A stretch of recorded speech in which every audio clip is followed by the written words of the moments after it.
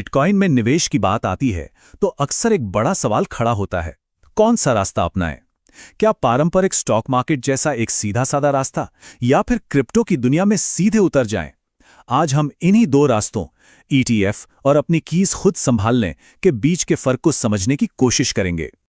जरा इस तारीख को याद रखिए, 11 जनवरी 2024। ये क्रिप्टो की दुनिया में एक ऐतिहासिक दिन था। सिर्फ एक दिन के अंदर $4.6 बिलियन, मतलब लगभग 38,000 करोड़ रुपए, एक बिल्कुल नए तरह के इन्वेस्टमेंट प्रोडक्ट में आ गए। ये एक सुनामी की तरह था जिसने वॉल स्ट्रीट को सच में हिला कर रख दिया। इस एक घटना ने बिटकॉइन में निवेश करने के तरीके को हमेशा के लिए बदल दिया। अब इन्वेस्टर्स के सामने एक चौराहा है। एक तरफ है वॉल स्ट्रीट का चमकदार नया सुपर हाईवे और दूसरी तरफ है क्रिप्टो का वो पुराना आत्मनिर्भर रास्ता। देखिए, दोनों एक ही मंजिल तक ले जाते हैं, लेकिन सफर वो बिल्कुल अलग है। ठीक है, तो चलिए इसमें थोड़ा और गहरा उतरते हैं।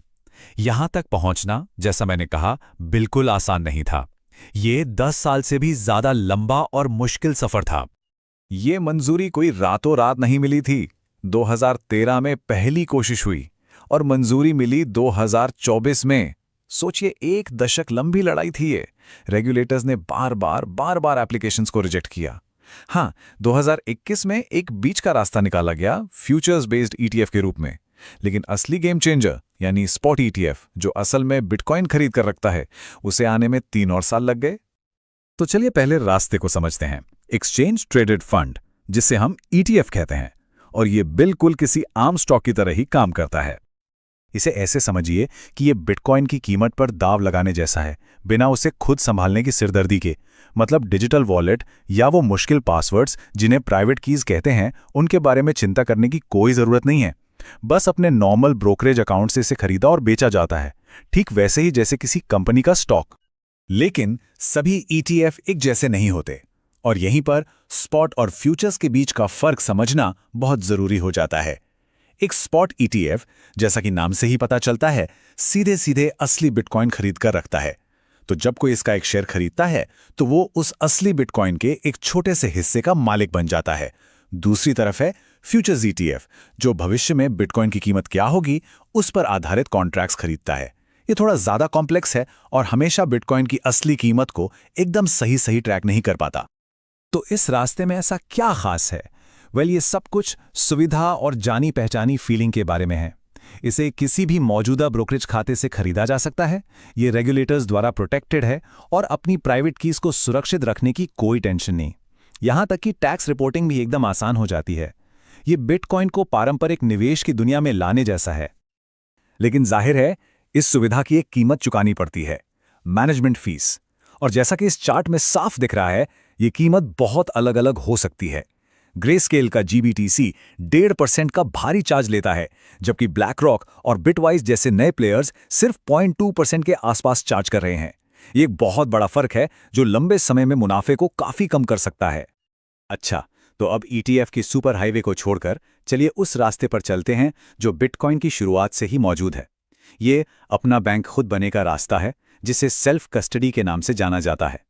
ये रास्ता पूरी तरह से आज़ादी और कंट्रोल के बारे में है। यहां कोई बैंक नहीं है, कोई ब्रोकर नहीं, कोई फंड मैनेजर नहीं, सिर्फ आप और आपका बिटकॉइन। प्राइवेट कीज पर पूरा कंट्रोल होता है, जो कि डिजिटल वॉलेट तक पहुंचने के लिए एक तरह से पासवर्ड का काम करती हैं।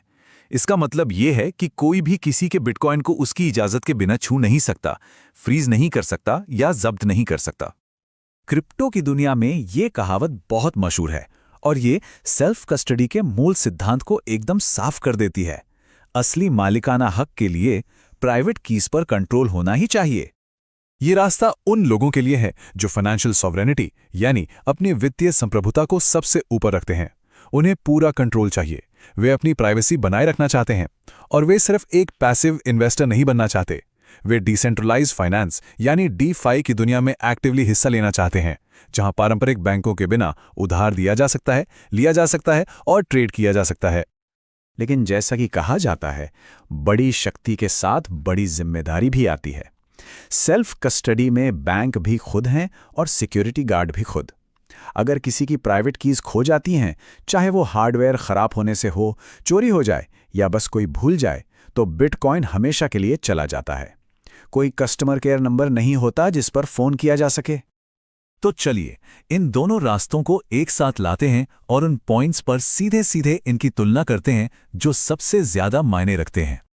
ये टेबल सब कुछ एकदम साफ कर देती है। देखिए, ईटीएफ के साथ शेयर्स का मालिकाना हक होता है, सिक्योरिटी कोई और मैनेज करता है, और ये स्टॉक खरीदने जितना ही आसान है, लेकिन कंट्रोल छोड़ना पड़ता है।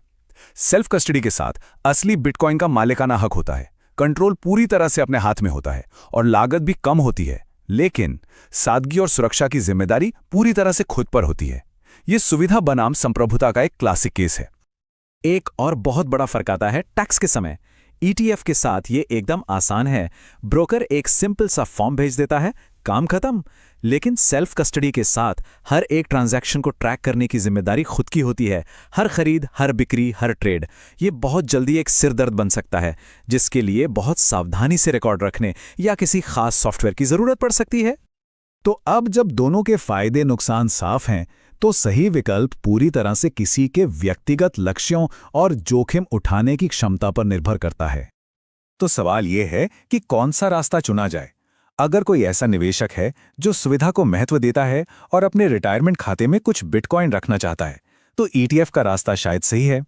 या फिर कोई ऐसा है जो डिसेंट्रलाइजेशन की फिलॉसफी में यकीन रखता है और अपनी संपत्ति पर पूरा कंट्रोल चाहता है, भले ही इसके लिए ज्यादा जिम्मेदारी उठानी पड़े, तो सेल्फ कस्टडी का रास्ता बेहतर हो सकता है। कोई एक सही या गलत जवाब नहीं है, बस वो है जो किसी के लिए सही हो। और ये कहानी यहीं खत्म नहीं हो रही है। बिटकॉइन ईटीएफ की सफलता ने तो बस दरवाजे खोले हैं। अब इथीरियम जैसी दूसरी क्रिप्टो करेंसीज के लिए भी ईटीएफ की बात हो रही है। हम पारंपरिक फाइनेंस और डिसेंट्रलाइज्ड दुनिया के बीच एक बड़े मिले की बस शुरुआत देख रहे हैं। तो ये हमें एक बहुत बड़े सवाल पर लाकर छोड़ देता है। जैसे जैसे निवेश करना आसान और ज्यादा सुविधाजनक होता जा रहा है, क्या हम कंट्रोल और मालिकाना हक जैसी जरूरी चीजों को छोड़ने का जोखिम उठा रहे हैं?